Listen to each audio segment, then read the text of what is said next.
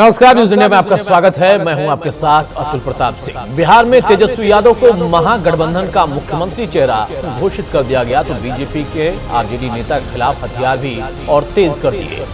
तेजस्वी ने वादा किया कि बिहार को भ्रष्टाचार और अपराध मुक्त करेंगे तो बीजेपी लालू के चारा घोटाला और जंगल राज की याद दिलाने लगी। बीजेपी ने तेजस्वी के वादे को सफेद झूठ का पुलिंदा करार दिया। तेजस्वी को 420 के केस का आरोपी बताया। साथ ही शहाबुद्दीन के बेटे को टिकट देने पर भी लालू और तेजस्वी दोनों पर बड़ा हमला किया। बिहार के चुनावी रण में उतरे बीजेपी अध्यक्ष जेपी नड्डा ने पूछा कि क्या लालू और तेजस्वी फिर से जंगल राज वापस लाना चाहते हैं? क्या 90 के दशक का खौफ फिर से पैदा करना चाहते हैं? जिस पर तेजस्वी ने भी पलटवार करने में देर नहीं की। तेजस्वी ने आरोप लगाया कि बिहार में रोजाना 200 राउंड गोलियां चल रही हैं। अपराधियों को सत्ता का संरक्षण प्राप्त हो रहा। हालांकि अब सवाल यह है कि क्या क्राइम और करप्शन ही बिहार चुनाव में सबसे बड़ा मुद्दा होगा? इस मुद्दे पर हम भी चर्चा करेंगे, लेकिन उसके पहले रिपोर्ट।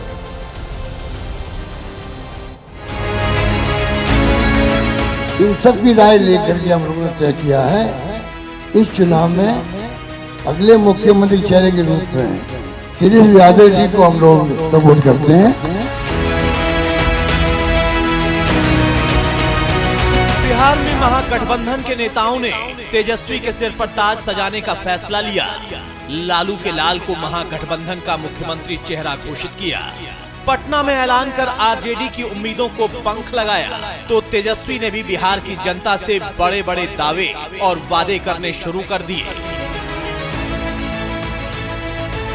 महागठबंधन के मन से तेजस्वी यादव ने वादा किया कि बिहार में उद्योग लगाएंगे, हर घर को सरकारी नौकरी देंगे, 500 रुपए में गैस सिलेंडर देंगे, जीविका दीदी को 30,000 रुपए महीने का वेतन देंगे, जीविका दीदी को सरकारी कर्मचारी का दर्जा देंगे, जीविका दीदियों को 5 लाख रुपए का बीमा भी कराएंगे, संविदा कर्मचारियों को स्थायी करेंगे। इसके साथ ही तेजस्वी ने बिहार को अपराध और भ्रष्टाचार मुक्त करने का वादा किया तो बिहार का सियासी गलियारा तपने लगा। हम अपने बिहार के लोगों से कहना चाहते हैं, करप्शन से तेजस्वी कभी भी कॉम्प्रोमाइज नहीं करेगा और लॉ एंड ऑर्डर से कभी कोई भी अपराधी कितना बड़ा से बड़ा क्यों ना हो, तेजस्वी उसको बख्शने का काम नहीं करेगा। तेजस्वी की परछाई भी अगर गलत काम करेगी तो उसको भी तेजस्वी सजा दिलाने का काम करेगा। ये मेरा संकल्प है। श्रीमान तेजस्वी यादव, आप 420 आईपीसी के आरोपी हैं, सजा है 7 साल। तो आपका ये दावा कि मैं भ्रष्टाचार टॉलरेट नहीं करूंगा, तो इसका जवाब देना जरूरी है। उसमें मनी लॉन्ड्रिंग का भी ट्रायल चल रहा है, बाकी चल रहा है, छोड़िए। और मैं रिपीट करूंगा, ये सब कोई हम लोग के समय का नहीं है या हम लोग कोई नई बात उठा रहे हैं। ये सब सुप्रीम कोर्ट, हाई कोर्ट और सीबीआई कोर्ट की अगुवाई में चल रहा है। करप्शन और क्राइम के मुद्दे पर बीजेपी ने चारा घोटाला, लैंड फॉर जॉब और जंगल राज की याद दिलाकर तेजस्वी यादव को सवालों के कटघरे में खड़ा कर दिया। घोटाला, भ्रष्टाचार को लेकर आरजेडी पर बड़ा हमला किया और इसी बीच बिहार में सियासी आग तब और भड़की जब चुनावी रण में उतरे बीजेपी अध्यक्ष जेपी नड्डा ने बिहार में खौफ का पर्याय रहे सिवान के पूर्व सांसद शहाबुद्दीन के बेटे उसामा शहाब को टिकट देने पर तेजस्वी और लालू को घेर लिया। इस चुनाव में भी शहाबुद्दीन के बेटे को टिकट देना ये अपने आप में बताता है कि आज भी आप गुंडा राज लाने के लिए ललायित हैं। आप बिहार का विकास नहीं चाहते, आप भ्रष्टाचार के गटर में धकेल देना चाहते हैं। ये आपके उद्देश्य, इस उद्देश्य को लेकर के आप चले। क्या हम भूल गए जब एक आईएएस ऑफिसर की पत्नी के साथ जो व्यभिचार हुआ? क्या हम भूल गए कि किस तरीके से मां बहनों की इज्जत लूटी जाती थी? क्या हम भूल गए कि अपहरण एक धंधा बन चुका था, एक उद्योग बन चुका था? जो भाजपा के लोग आरोप लगाते हैं जंगल राज की बात करते हैं, लगातार बिहार में अपराध बढ़ रहे हैं। हमने बताया 70,000 मर्डर हुए, कई रेप हुए। कोई ऐसा दिन नहीं जहां बिहार में 200 राउंड गोलियां ना चलती हो। हर जिले में लगातार अपराध है, कोई ऐसा जिला नहीं बचा जहां डेली अपराध ना होता हो, लेकिन ये प्रोपेगेंडा है। बिहार में क्राइम और करप्शन को लेकर दोनों ओर से आरोपियों के सियासी बाण लगातार चल रहे हैं। एनडीए और महागठबंधन दोनों के नेता एक दूसरे पर आरोप लगा रहे हैं। ऐसे में सवाल है कि क्या बिहार चुनाव में अपराध और भ्रष्टाचार ही सबसे बड़ा मुद्दा बनेगा? क्या इन्हीं दोनों मुद्दों पर बिहार में वोट पड़ेगा? और सवाल ये भी कि क्या बिहार में एनडीए की सरकार होगी या फिर बदलाव होगा? Bureau report, news India. चलिए, हमारे साथ कुछ खास मेहमान हैं, उनसे मैं आपको तारुफ कराता हूं। देवेश कांत सिंह हमारे साथ, बीजेपी के विधायक, बहुत स्वागत है देवेश जी आपका। मधुबाला जी प्रवक्ता कांग्रेस के हमारे साथ हैं, बहुत स्वागत है मधुबाला आपका। और मेरे सहयोगी नीलकमल मेरे साथ पटना से जुड़ रहे हैं सीधे। सबसे पहले नीलकमल, आपका ही रुख करता हूं। एसआईआर से अब बिहार में क्राइम का मुद्दा, घोटाला का मुद्दा, भ्रष्टाचार का मुद्दा, ये कमोबेश कह सकते हैं कि वही मुद्दे हैं जिस पर राजनीति वहां की इर्द गिर्द आती है, होती है, वो लौट कर आ गई है। माने कि यही अब फिर से सबसे बड़ा मुद्दा होगा। इस पर एनडीए ने लगे हाथ घेर दिया तेजस्वी को, और तेजस्वी कह रहे हैं कि परछाई भी भ्रष्टाचार नहीं कर पाए।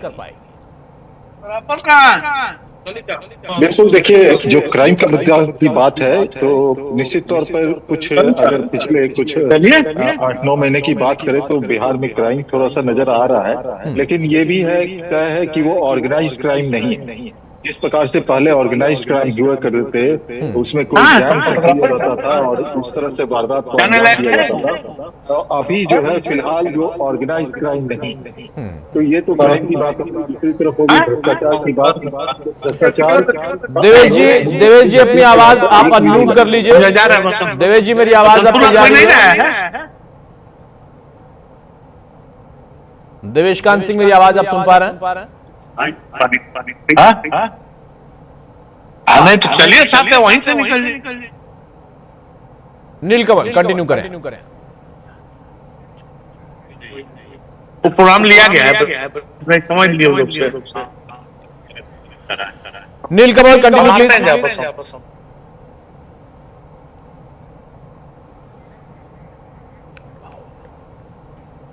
अभी तक कोई नहीं लगा है उनके 50 साल के राजनीतिक कैरियर में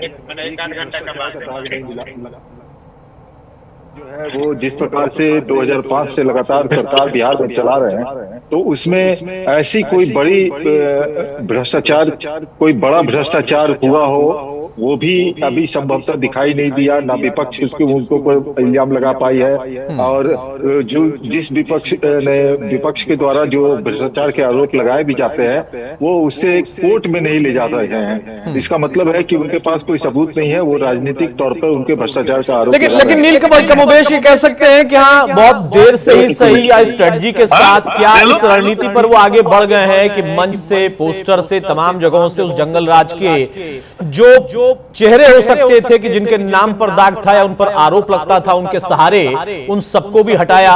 और तेजस्वी बार बार दोहराते दिखाई दिए कि मैं, मेरी परछाई, दोनों गलत काम, भ्रष्टाचार, इन सबसे दूर रहेंगे। लेकिन सबसे बड़ा सवाल तो यह है ना कि अभी ही आईआरसीटीसी मामले में उन्हें आरोपी बनाया गया है, इनके ऊपर एक मामला चल रहा है, वो बेल पर है।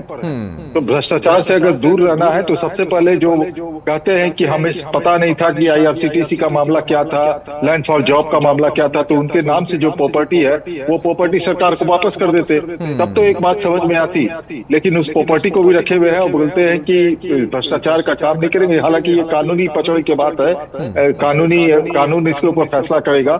लेकिन जिस प्रकार से आरजेडी जो सत्ता से लगातार 20 साल से बाहर है और कुछ दिनों के लिए नीतीश कुमार के कारण आरजेडी सत्ता में आई थी, कोई एक बार 17 महीने के लिए, एक बार 2 साल के लिए, 2.5 महीने के लिए, 2.5 साल के लिए आई थी।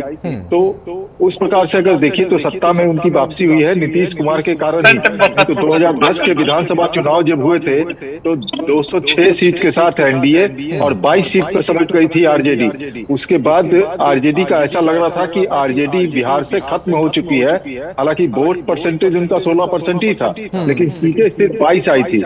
नीतीश कुमार की वजह से आरजेडी को एक नई ताकत मिली और तेजस्वी यादव स्टैब्लिश हुए और लालू यादव जो है उनको अपने बेटे को स्टैब्लिश इस्टेब्लिश करने में कामयाब रहे नीतीश कुमार की वजह से। लेकिन नीतीश कुमार जब उनसे अलग हुए तो ये बार बार बीजेपी की तरफ से कहा जाता है कि, और नीतीश कुमार ने खुद कहा कि ये लोग अपना रवैया बदलने वाले नहीं है, इसीलिए हम बाहर जा रहे हैं। और इस बार कई मंचों से वो कई बार बोल चुके हैं नीतीश कुमार। अब ये रवैया चुनाव में सरकार बनाने तक कितना बदल पाता है, सरकार में आने के बाद कितना बदल पाता है, ये सब अभी भी चर्चा का विषय है। और शायद इसी पर लोगों को भरोसा हो ना हो, इसको लेकर आरोप प्रत्यारोप चलते रहते हैं। नीलकमल हमारे साथ बने रहिए आप। मधुबाला जी, भाई आप लोगों ने एक बड़ा मुद्दा सेट किया था SIR का, अब बिहार में फिर से वही क्राइम और सारी बातें जिसका जिक्र मैंने और नीलकमल ने किया वो मुद्दा बन गया, और ये मुद्दा है भी। नीलकमल ने कहा कि पिछले कुछ दिनों में क्राइम की घटनाएं बढ़ी हैं और ये आप लोग लगातार बना रहे मुद्दा, और बनाना भी चाहिए अगर वहां पर अपराध बढ़ रहा है या फिर घटनाएं हो रही हैं।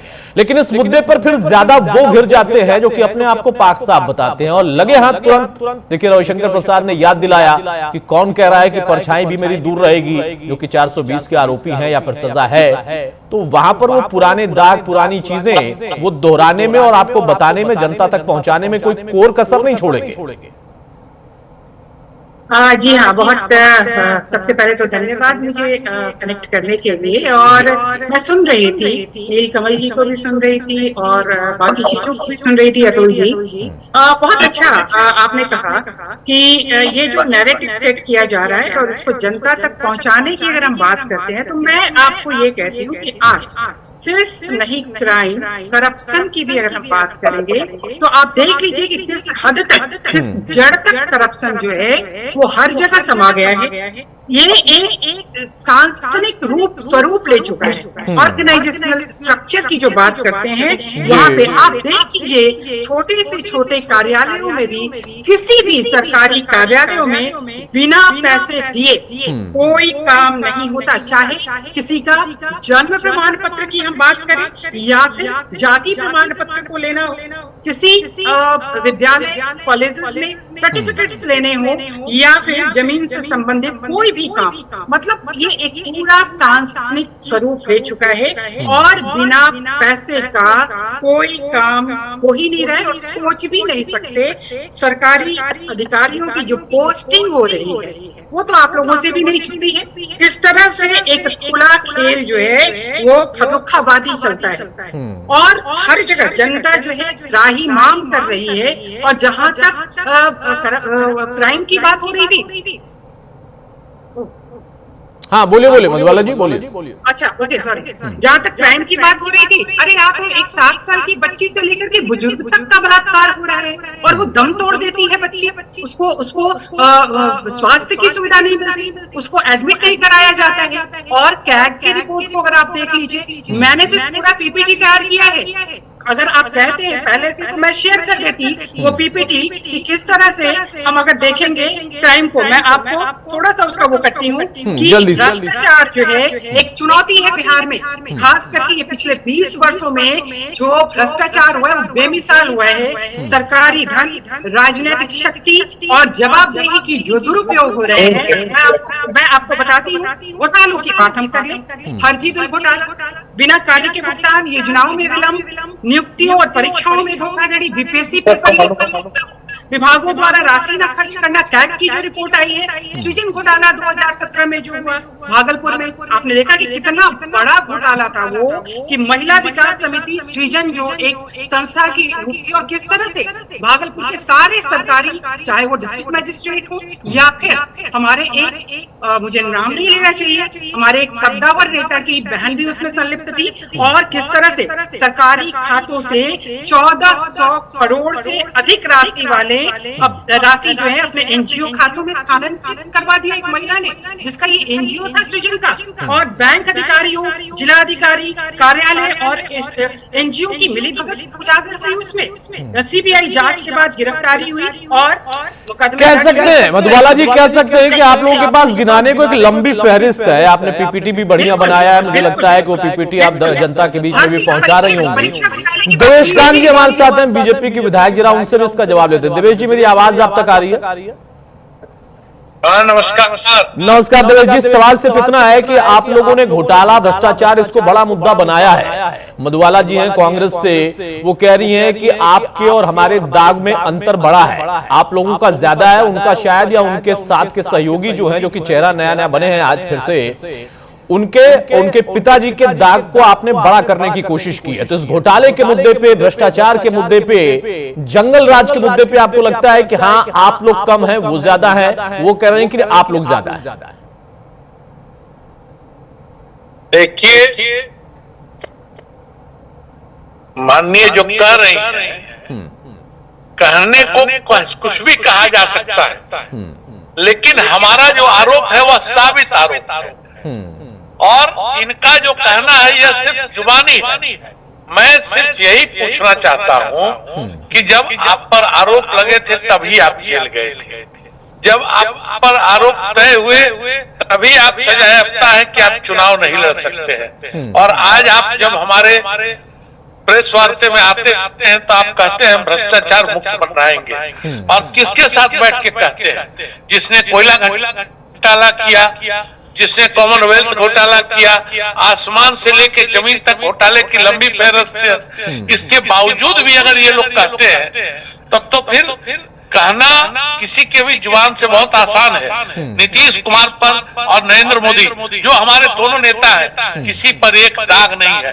जिस सृजन घोटाले की ये बात कर रही हैं, उसमें आरोपी पर कार्रवाई हुई। जिस जंगल राज की बात आज ये कर रही हैं कि घटनाएं घट रही हैं, तो घटनाएं प्रायोजित है। और जिस बात की आप कर रही अपराधी की, तो आज ये लोग रीतलाल यादव जैसे अपराधी जिसके ऊपर अपराध है वह जेल में है, उसको भी टिकट देकर चुनाव लड़ा रहे हैं। तो फिर इनके बारे में किसी को बहुत कुछ बताने की जरूरत नहीं है। अभी जो जिनको इन लोगों ने घोषित मुख्यमंत्री के लिए किया, उनके पर जो आरोप है उसकी लंबी व्याख्या हमारे माननीय सांसद रविशंकर प्रसाद जी ने कही। उन्होंने बताया कि इनके ऊपर क्या क्या आरोप तय हुए हैं। उसके बाद भी अगर कोई कहता है कि मेरी परछाई तो साथ में सजायाफ्ता पिता है, जो परछाई की तरह इनके साथ खड़े हैं, और उस परछाई को कैसे हटा सकते हैं? क्या अपने पिता की परछाई को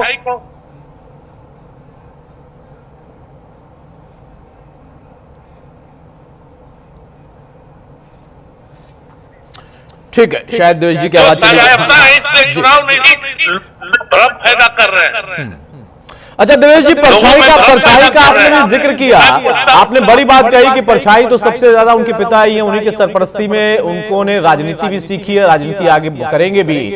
लेकिन अब यहाँ पर जो आप लोगों पर वार हो रहा है, जिसका आपने एक जवाब दिया कि सृजन घोटाले में एक्शन हुआ, और भी बहुत लंबी फहरिस्त है, गिना रही है बकायदा पीपीटी लेकर मधुबाला जी। यहाँ पर क्या वो जो फहरिस्त है उससे आप लोगों को भी थोड़ा डेंट पहुंचेगा, और इसी को आधार मानकर तेजस्वी मान रहे हैं कि हाँ एक पाक साफ छवि वो ये दिखाएं कि भाई मेरे ऊपर कोई आरोप नहीं है, ये आरोप जंगल राज का पिताजी पर। स्वीकार करता हूं, मैं इस बात को स्वीकार करता हूं कि सरकार हमारी है, तो कोई घटना होगी तो उसकी जिम्मेदारी सरकार की है। लेकिन सरकार ने हर जगह कार्रवाई की है। जिस भ्रष्टाचार की बात यह कर रही है, हमारे कई बिहार सरकार के कर्मचारी अपने कार्यालय में रिश्वत लेते हुए अगर उन्होंने गलत किया तो वो पकड़े गए हैं। कोई भी रिश्वत लेता है तो हमारी सरकार में कार्रवाई होती है, चाहे कोई घटना दुर्घटना होती है। जैसे हमारे सिवान में आप देखिए, लोजपा आर के ही नेता थे, उन्होंने गलत कार्रवाई काम कर रहे थे तो उन पर भी हमारी सरकार ने कार्रवाई की। नीतीश कुमार किसी को बचाते नहीं है और किसी को फंसाते नहीं है, और नीतीश कुमार और नरेंद्र मोदी पर स्वयं में भी व्यक्ति विशेष पर भी आरोप नहीं है, लेकिन इनके ठीक है, व्यक्तिगत तौर पर आपके नेताओं पर आरोप नहीं, आप ये कह रहे हैं, और उनके नेताओं पर ही ना सिर्फ आरोप है बल्कि कुछ मामलों में सजायाफ्ता भी है। देवेश जी हमारे साथ बने रहिए। मधुबाला जी कुछ काउंटर करेंगी जल्दी से? भाई वो कह रही है कि जो आप फहरिस्त गिना रही हैं उस पर तो एक्शन वो खुद लेते हैं।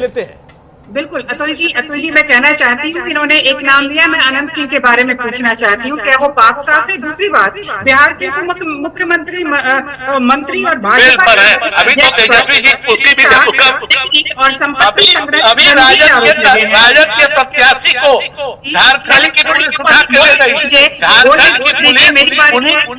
झारखंड की पुलिस उन्हीं के सरकार में, जिस सरकार में सुन लेते हैं दिनेश का जवाब ले लेता हूँ। दिनेश जी एक जवाब ले लेता हूँ मधुबाला जी से, उसके बाद आ रहा हूँ। हाँ बताइए। 100 करोड़ की वृद्धि के आरोप, बिहार के नगर विकास मंत्री की जुड़ाव वाली company Alto health care private limited के द्वारा सिप्रोलिन 500 नामक नकली दवा की सप्लाई, विपक्ष के द्वारा जांच की मांग की जा रही है। लेकिन ये तो वही बात हो गई ना कि हम तो गद्दी पे बैठे हुए हैं, हम तो सत्ता में बैठे हुए हैं, कुछ आप क्या ही कर सकते हैं? कौन से भ्रष्टाचार की आप बात कर रहे हैं? और क्या कैग की हम कुछ भी ऐसे बोल रहे हैं? माननीय ने कहा कि हम कुछ भी ऐसे बोल रहे हैं। कैग ने जो एनसीआरबी का डाटा है, नेशनल क्राइम रिकॉर्ड ब्यूरो, उसके जो आंकड़े हैं मैं उसको बताती हूँ। कैग ने जो उजागर किया 22-23 की कैग की रिपोर्ट के अनुसार कई विभागों में अपारदर्शी व्यय और अधूरी परियोजना 70,877.61 करोड़ राशि कहाँ और कैसे खर्च हुए, इसका कोई हिसाब नहीं। शिक्षा, स्वास्थ्य, ग्रामीण विकास, पंचायती राज आदि विभागों में व्यय का लेखा जोखा अस्पष्ट और संदेहास्पद। रिपोर्ट में प्रशासनिक निष्क्रियता को भ्रष्टाचार का रूप, बताइए कैग का रिपोर्ट है, ये हम ऐसे ही नहीं बोल रहे हैं। अच्छा इसका मैं जवाब लेता हूँ मधुबाला जी, इसका जवाब ना देवेश जी से बेहतर मेरे सहयोगी नीलकमल बता पाएंगे, क्योंकि वो पत्रकार के तौर पर जब लोगों के बीच में जाते हैं तो पार्टियां, प्रवक्ता, नेता, सरकार का हिस्सा, विपक्ष का हिस्सा, इन लोगों के आरोपों को जनता वाकई समझती कितना है और उस पर विश्वास कितना करती है। नीलकमल अब आरोपों पर आ जाए, एक लंबी फहरिस्त गिना रही है मधुबाला जी, पीपीटी लेकर आई है, देवेश जी बता रहे हैं कि भाई कौन बोल रहा है, छलनी वाला यहाँ पर हाल हो गया। क्या वाकई इन पीपीटी का, इस पूरी लिस्ट का, वो चाहे सत्ता वाले बताएं कि हाँ उनके दौर का ये था, और जो विपक्ष में अभी हैं वो इस तरीके से उसको एस्टेब्लिश कर रहे हैं, सत्ताधारी दल उनका दौर याद दिला रहा है, जनता के बीच में कितना मुद्दा है ये, चाहे भ्रष्टाचार का हो, जंगल राज का तो समझ में आता है, भ्रष्टाचार वाला जो कि कैग की रिपोर्ट के आधार पर होता है, घोटाला वाला जो कि रिपोर्ट के आधार पर होता है, वो कितना उनको समझ में आता है, क्योंकि बिहार का मिजाज और बिहार की जो चुनावी रणनीति होती है वो किसके इर्द गिर्द घूमती है ये बताने की जरूरत नहीं है।